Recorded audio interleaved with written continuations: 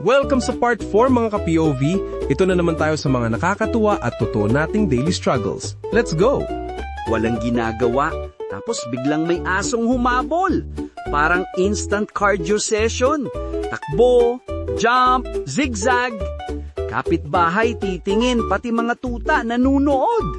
Pinoy Alley Adventure. Horror, exercise, at comedy combined sa isang cheese. Sumagot ka na sweet hello ma. Tapos hindi pala nanay mo. Instant awkward.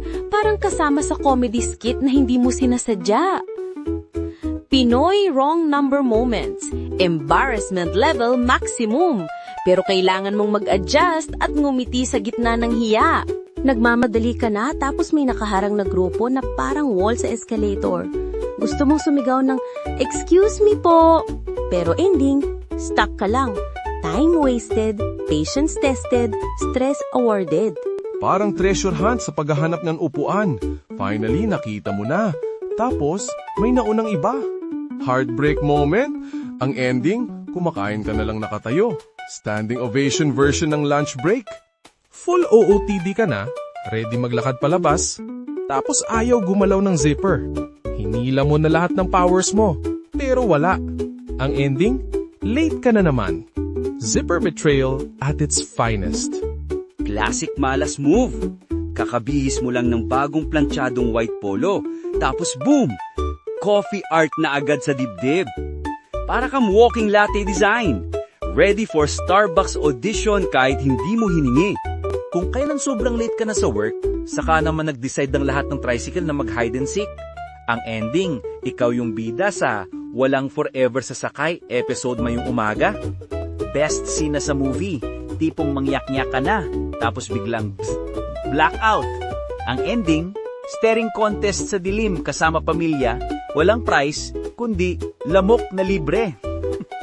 Akala mo, safe ka na, kasi nakapayong ka. Pero biglang dumaan yung kotse na parang Fast and Furious. Splash level, basang-basa ka hanggang kaluluwa. Instant paligo, libre, pero nakakainis. Feeling mo ready ka na for IG Post of the Year. Perfect angle, perfect lighting. Pero ayon, may photo bomber sa likod na mas bida kesa sayo. Congrats! Side character ka tuloy sa sariling selfie. Thirsty ka na? Excited kang buksan yung soft drink? Biglang fountain show sa dining table. Parang fireworks ng fizz. Ang ending, pati ulam mo, naging sabaw na may cola flavor. Kung kailan 100 lang ang kailangan mo, doon ka pa sa pila ng parang concert ticket sa MOA Arena. By the time na maabot mo yung ATM, pwede ka na ring umutang. Confident mong kinuha yung bag, lakad-lakad pa, hanggang may sumigaw na, "Hoy, akin yan!" Awkward pause, sabay balik. Congrats! Instant cameo ka sa buhay ng may-ari. Ang tahimik ng room, parang library ng Vatican. Tapos ikaw, nag-decide mag-open ng chichirya. Lahat ng mata nakatutok. Congrats! Instant sound system ka ng classroom. Yung todo pa cool ka pa habang pumindot ng button, tapos mali pala. Ang ending, lahat ng pasahero tumingin sa'yo, parang ikaw ang kontrabida ng Elevator Chronicles.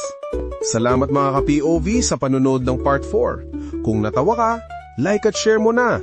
Magkomento ka na rin. Kita-kits sa part 5!